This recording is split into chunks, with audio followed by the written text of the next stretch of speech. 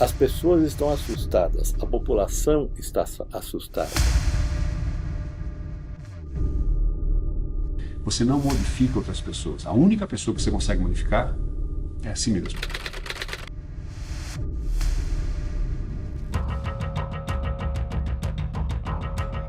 No meio de tanta coisa acontecendo, eu acho que a gente nunca teve tanta certeza sobre o poder e a importância do entretenimento para manter a nossa saúde mental. É muito legal a gente pensar nesse recorte no meio de tantas produções sendo feitas sobre a pandemia, e a gente tem uma que está disponível no YouTube, que foi criada aí num episódio específico pensando realmente pelo impacto gerado e sofrido nessa categoria cultural. E para conversar com a gente, eu vou convidar aqui o Gustavo Giroto, diretor dessa série episódica, A Tirania da Minúscula Coroa. Gustavo, super obrigada por conversar com a gente e parabéns aí por ter trazido não só uma produção, mas várias, né? Obrigado, é um prazer estar falando com vocês aí do canal e fico à disposição para a gente bater esse bate-papo e explicar um pouco desse processo de produção, que pra gente também parte de um princípio de inovação disruptiva e diferente aí. Pois é, vocês já tinham uma experiência, né, um contato maior com o documentário, então acho que quando tudo isso começou, as notícias começaram a chegar, enfim, a coisa começou a ficar séria, acho que é meio impossível a cabeça de pessoas assim não irem para vamos produzir algo que fale sobre isso, né? Mas qual foi realmente o momento que vocês falaram, não, a gente vai estruturar a abordagem desse tema dessa forma? Então, Eni, a gente teve uma grande inspiração logo no começo, no start, quando a gente percebeu, eu trabalho em empresa multinacional, que a gente ficaria um longo tempo dentro de casa.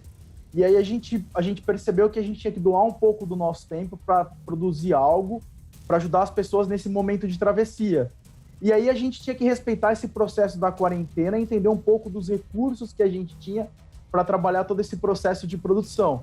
E a gente fez toda a série documental, a gente é fã de streaming, né? A gente criou aí um modelo de capítulos estilo Netflix, que você pode ver dos mais diversos temas, respeitando o período da quarentena e fazendo tudo pelo celular. Eu fico a 400 quilômetros do pessoal da produção, então a gente sobe tudo numa nuvem o conteúdo, e o Ricardo e o Juliano lá no Via de Ideia faz todo o processo de edição a 400 quilômetros e volta esse conteúdo e a gente vai editando em conjunto. E aí foi ganhando força, foi ganhando musculatura e várias pessoas, vários voluntários entraram no projeto.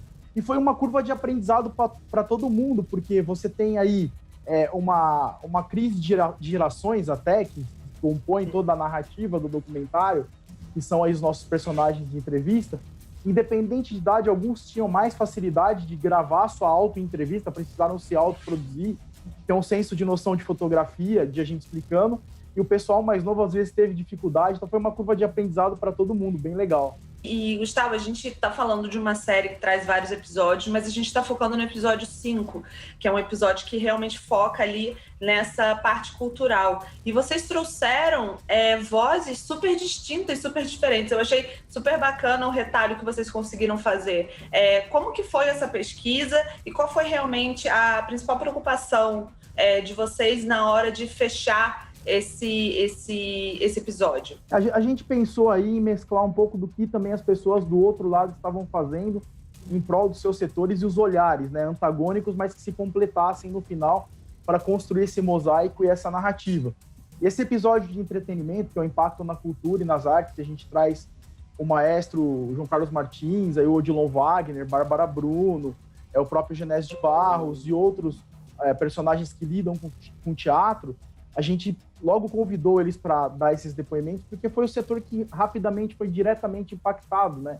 E até o próprio Odilon Wagner cravou uma bandeira aí, ele era um dos supervisores de um fundo que angariava recursos para ajudar o backstage, todo o pessoal que estava por trás aí da produção, que sentiu aí diretamente o impacto na renda e aí diretamente também nas famílias. Então a gente tentou mostrar o lado e como é que as pessoas estavam se virando, como é que as pessoas estavam tentando contornar essa situação que a gente sabe que começou ali atrás, entre março e abril, e se estende até agora que está chegando uma vacina e a gente tem essa esperança aí daqui uns 3, 4 meses de um novo normal que a gente não sabe o que é ainda. Mas a gente tentou buscar esses olhares do que as pessoas estavam fazendo para contornar esse problema, né? Eu acho que a gente foi muito feliz porque você não tem nenhum documentário. A gente fez uma pesquisa super acurada, se tinha alguma coisa sendo produzida em nível global em relação a documentário dessa espécie, olhando por setores, e a gente não viu nada parecido em nenhum lugar do mundo. E a gente escolheu o YouTube porque é uma plataforma democrática, todo mundo pode acessar, não tem custo nenhum, embora a gente enfrente os algoritmos ali do YouTube todo dia, mas a gente também colocou todo o acervo para faculdade, para qualquer plataforma de streaming, se quiser, o acervo vai ser doado sem nenhum custo, entendeu? É um trabalho totalmente autoral, cujo objetivo é divulgar aí boas informações, que é uma vacina contra fake news. Esse é o propósito editorial do documentário. E eu acho muito legal que o documentário, ele dá essa liberdade para os entrevistados, né, no sentido deles estarem fazendo o próprio material, mas eu acredito que existe também muito um dedo de direção seu ali, né, de você, não sei como você fez, se você mandou algum roteirinho para eles, ou se você realmente ajudou eles ali a trazerem diria eu, que é a fagulha do documentário, né? Que é aquilo realmente da gente pegar o humano. Ele tem um norte, N, sem dúvida. A gente passou aí, dentro de parâmetros editoriais, mais ou menos o que a gente queria, a fotografia de cada um. Aí deu uma orientação prévia, mas deixou muito à vontade para que as pessoas passassem o seu lado, essa sensibilidade. Eu acho que a gente entrou em comum acordo entre os produtores que se a gente fizesse uma produção muito estruturada, a gente não captaria o ponto de sensibilidade, aquele gatilho que cada um está vivendo. Então a gente tem visões aí extremamente que se completam, de pessoas que estão, cada um vivendo o seu momento, e seu momento é distinto, né?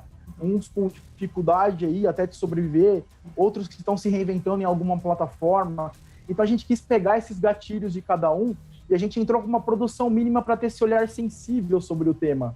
Então a gente acha que foi muito assertivo e a narrativa traz esse senso de espontaneidade dos entrevistados, que eu acho que é muito legal, e o resultado ficou super bacana, a razão pela qual vocês e toda a imprensa gostou, acabou noticiando o documentário como uma produção independente, a gente ganhou relevância no noticiário nacional, fez uma coisa totalmente despretensiosa que ganhou aí atenção, mas você fez uma analogia interessante. O princípio do documentário era a gente criar uma vacina contra fake news. Eu acho que a gente que trabalha desse lado, você também, a gente não pode subestimar uma das indústrias mais bem-sucedidas do Brasil, que é a das fake news. Eles têm roteirista, processo de produção, horário de post, eles entendem de algoritmo, de produção. Então a gente quis quebrar, fazer uma vacina contra isso, entendeu? E aí pegar o olhar de pessoas importantes, que são referências, e conectar as pessoas com boas informações, para tentar destruir um pouco essa narrativa de indução ao erro. Acho que isso foi bem bacana, entendeu? E, assim, uma coisa que sempre me interessa muito, principalmente lidando com esse assunto, eu acho que em qualquer tipo de documentário não tem como não criar uma relação da galera que fica atrás das câmeras e a galera que fica na frente das câmeras, né? Principalmente, enfim, lidando com essa questão e todas essas reverberações que a pandemia tem trazido. Eu queria que você falasse, Gustavo, um pouquinho como que isso te impactou pessoalmente. Porque a gente está trazendo essas pessoas, vocês com certeza, para trazer informações que a gente não sabe, que a gente não tem, e com certeza em algum momento você se surpreende com alguma coisa, te toca com alguma coisa. Você consegue lembrar de algum depoimento ou algum momento que realmente tenha te transformado desse jeito? Eu acho que o episódio 3, que a gente discute uma visão global do impacto da pandemia, e a gente é o primeiro, a gente saiu na frente e cruza com os olhares das comunidades.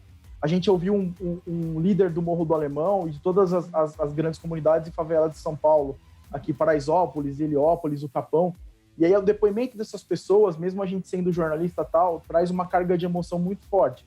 Quando a gente ouviu a realidade de cada pessoa, das pessoas que estavam vivendo na Inglaterra, que estavam vivendo até na China, em Portugal, em outros lugares, com a realidade que as pessoas estavam vivendo nas comunidades. Isso tocou bastante a gente quando a gente foi produzir. No campo pessoal também, eu acho que assim, a gente começou a aprender a fazer algo totalmente que a gente nunca fez, né? Entender um pouco de processo, embora todo mundo é fã de documentário, o Ricardo e o Juliano Sartori têm noções profundas sobre documentário, mas documentário é diferente de um filme, porque o documentário é a interlocução que fala, você não pode cortar uma expressão com uma imagem. Então isso foi tudo uma curva de aprendizado, de captar essa sensibilidade para levar essa interlocução para o público, né, para o nosso telespectador. E eu acho que isso mexeu com todo mundo de alguma forma. Vários episódios aí e a gente ouviu, e a gente foi muito cuidadoso na escolha dos personagens, né? Por exemplo, no episódio de Impactos no Judiciário, você tem desde do ministro Barroso, você tem o Sérgio Moro. No jornalismo tem o Glenn, por exemplo. Então você tem vários, assim, que se completam, que têm visões antagônicas. Para não ter, a gente tomou super cuidado para não ter, a gente vive num mundo polarizado, para não ter nenhum viés político de puxar para um lado ou puxar para o outro. O episódio de jornalismo tem uma visão crítica do processo de produção de jornalismo. A gente tomou todos os cuidados possíveis para que a gente desse uma cara bem jornalística em relação ao documentário e essa vivência de experiência pessoal de cada um. Então, cada um colocou o seu know-how, a sua expertise para produzir, né? Então, acho que a gente foi bem feliz em relação às escolhas, o processo de produção, enfim, e ainda não terminou. A gente está esperando a discussão aí da vacina para fazer o último episódio e concluir aí o último episódio dessa série, né? Gustavo, uma das coisas pra gente finalizar aqui, uma das coisas que eu acho mágicas de todas essas produções é que elas trazem informações essenciais, mas não deixa de ser um entretenimento, né? São produções muito bem feitas, são produções com ritmo muito gostoso, então é o tipo da coisa que realmente é legal de você sentar no sofá, enfim, na cama e assistir. Mas eu queria que você falasse o que você espera que fique com as pessoas depois que elas assistirem a série. Isso é muito boa essa pergunta, porque no documentário você tem uma fotografia, espera o tempo correr a timeline e depois você revisita o fato para produzir o documentário. A gente fez uma mão inversa, a gente pegou a sensibilidade no momento da consequência de aquilo que estava causando na vida de cada um. Então você traz o momento, que é uma questão bem diferente do que você esperar a timeline para depois revisitar o fato, entendeu? Então a gente pegou o momento, a fotografia de sensibilidade de cada um durante o período da pandemia e o que estava impactando em cada setor. Eu acho que vai ser um acervo que vai ficar ad eterno aí na internet e cada vez mais vai ser descoberto com o passar do tempo e a gente tem certeza disso, que vai ser objeto de consulta de estudantes, de pesquisadores, para, assim, buscar uma resposta ou buscar uma sensibilidade do que cada área viveu durante desse momento, da forma que evoluiu o próprio judiciário, o pessoal do entretenimento, o próprio pessoal do rock, do jornalismo, enfim. Eu acho que fica uma fotografia real da situação e da sensibilidade que cada um enfrentou no momento de extrema dificuldade, que foi para cada um, ou em termos financeiros, ou em termos de readaptação do trabalho, ou de a convivência familiar com os filhos dentro de casa e tendo que readaptar uma rotina. Eu acho que tem um episódio ali, que tem um making off, que é o episódio de jornalismo, que traz ali um teaser de 15 minutos que a gente fez com o pessoal da revista Veja, tal, que produziu, que foi o primeiro que foi entrevistar o Dr. Khalil dentro do hospital sírio-libanês e traz ali toda uma construção da narrativa do começo da pandemia, das pessoas que foram se perdendo, de como era grave, dos hospitais de campanha. Eu acho que assim, você tem fotografias incríveis durante a produção do documentário que vai ficar aí como objeto de consulta por um longo tempo. Gustavo, tem mais alguma coisa que você gostaria de falar sobre a produção? Eu acho que a gente cobriu vários pontos. A gente sempre gosta de citar uma frase do Churchill que ele fala que enquanto a mentira deu a volta ao mundo, a verdade ainda está se trocando para sair. A gente quis trazer um ponto de verdade com pessoas que têm alta credibilidade em cada área para tentar ajudar as pessoas, cada um em seu momento, a compreender que, independente da sua área, do seu campo de atuação, todo mundo foi impactado por uma coisa em todos os lugares do mundo. Foi uma realidade que entrou na casa de todo mundo e a gente tentou captar aí de forma sensível aí com as nossas lentes do celular mesmo, e até não tem esse padrão estético tão forte que tem um documentário super produzido, e não era essa a nossa proposta. A proposta era trazer esse choque de realidade mesmo aí, descobrindo as ferramentas que a gente tinha para trazer um pouco desses depoimentos, da construção dessa narrativa, do que cada um viveu, do que cada um estava enfrentando e das formas como as pessoas podiam se buscar aí uma voz, uma palavra de conforto no momento até de dor de alguns, né? Que muitas pessoas se perderam. Em vários episódios aí a gente coloca homenagens de pessoas que se perderam. A gente foi buscar lideranças de comunidades indígenas para falar no capítulo de sociologia ali. Eles também estavam sofrendo, os garimpeiros estavam levando o Covid para dentro das comunidades indígenas. Então tem visões das mais completas aí, dos mais diversos depoimentos que as pessoas vão se identificar. Eu acho que traz aí uma palavra de conforto. O primeiro episódio tem um aspecto aí espiritual. Você tem o Alexandre Caldini, que foi presidente da Editora Abril, do jornal Valor Econômico, que é uma pessoa muito ligada no campo da ciência espírita, que traz aí uma mensagem super importante do momento. Então tem várias pinçadas aí, vários depoimentos que vocês vão se identificar, sem dúvida. Para cada um tem um momento aí. Eu acho que é muito legal e eu agradeço todo mundo que entrou nesse projeto com a gente. É um projeto totalmente voluntário, de todas as partes. A gente não teve nenhum custo, a gente teve um custo inicial que a gente bancou por conta própria de impulsionamento ali nas redes sociais no começo, para dar uma divulgada, para que as pessoas pudessem nos descobrir, porque a gente não tem uma marca muito forte por trás de um canal de comunicação.